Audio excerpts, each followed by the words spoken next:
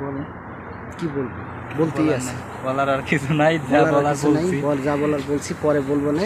ঠিক আছে, আপনারা দেখেন খেজুরের পার্কের ভিতরে, হ্যাঁ, খেজুরের গাছ আছে এখানে। এই খেজুরের গাছের পেছনে পেছনে এই খেজুরের গাছের ভিতরে যে এত সুন্দর পার্ক হইতে পারে, হ্যাঁ, এটা যারা আপনারা সৌদি আরবে আসেন নাই তারা আসলে এটা বুঝতে পারবেন না। আসলে, ঠিক আছে, আসলে আপনারা দেখলে অবশ্যই বুঝতে পারবেন যে বাগানের ভিতর এত সুন্দর, এত পরিবেশ, এত সুন্দর ঘুরে যে এটা করছে, যে আপনার পার্কটা করছে, ভাই আসলে মিস করবেন।